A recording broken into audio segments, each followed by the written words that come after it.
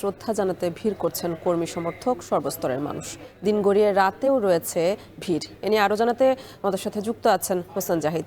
জাহিদ, বেগম খালেদা জিয়ার কবর যারা জিয়ারত করতে আসছেন তারা কি বলছেন?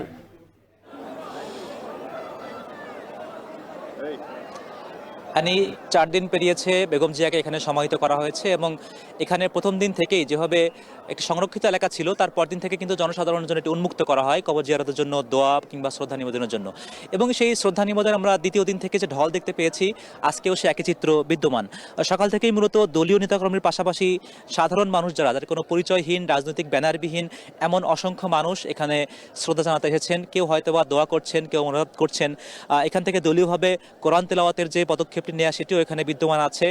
এবং এখন এই সাঁঝের বেলা এই কুয়াশার তীব্রতা বেড়েছে, শীতের তীব্রতাও বেড়েছে, কিন্তু এটাকে উপেক্ষা করেই দলীয় নেতাকর্মী যেমন এখানে ভিড় আছে, একই সঙ্গে সাধারণ মানুষ, উৎসুক জনতা কিংবা যারা দোয়া প্রার্থনা করতে আগ্রহী তারা কিন্তু এখানে এসে আসছেন এবং দোয়া করছেন। একই সঙ্গে কেউ হয়তো বা আগ্রহ সহকারে দু একটা ছবি তুলে রাখছেন স্মৃতি হিসেবে।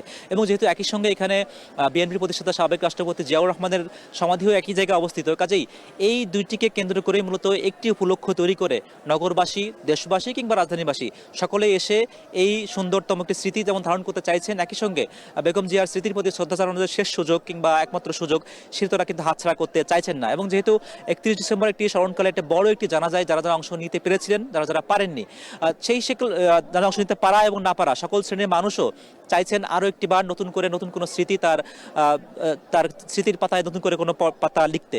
একই সঙ্গে আমরা দেখছি এই মুহূর্তে সাঁঝের বেলা ছাত্রদলের পক্ষ থেকেও শ্রদ্ধা নিবেদনের জন্য এখানে কিন্তু তারা উপস্থিত হয়েছেন। তারা দলীয় নেতাকর্মীর পাশাপাশি অন্যান্য যারা শ্রদ্ধা জানাচ্ছিলেন তাদের সঙ্গেই মূলত তারা এখানে শ্রদ্ধা জানিয়েছেন, একই সঙ্গে পুষ্পস্তবকও অর্পণ করেছেন। একটি বিষয় খুব বেশি প্রাসঙ্গিক, সকাল থেকেই মূলত দলের পক্ষ থেকে রুহুল কবির রিজভী তিনি শ্রদ্ধা জানিয়েছেন। এর পাশাপাশি মহিলা দলের পক্ষ থেকে জানানো হয়েছে, যুব দল কিংবা ছাত্র দল তারা তো শ্রদ্ধা জানাচ্ছেনই, এর পাশাপাশি একেবারেই নাম গোত্র পরিচয়হীন যে সকল মানুষ আছেন যারা হয়তো বা বেগম জিয়ার রাজনৈতিক বর্ণাঢ্য ক্যারিয়ারকে স্মরণ করতে চান, যারা হয়তো বা বেগম জিয়ার রাজনৈতিক বিভিন্ন দিক যেগুলো তার জীবনে প্রভাব ফেলেছে ইতিবাচকভাবে সেগুলোর প্রতিও শ্রদ্ধা জানাতে চান, সেটিকেও আসলে উপলক্ষ হিসেবে নিতে চাইছেন আজকের এই দোয়া এবং মোনাজাতের মাধ্যমে। তো এ নিয়ে আমরা এখানে নজর রাখছি, চেষ্টা করবো পরবর্তী বুলেটিনগুলোতে আবারও খবর জানাতে।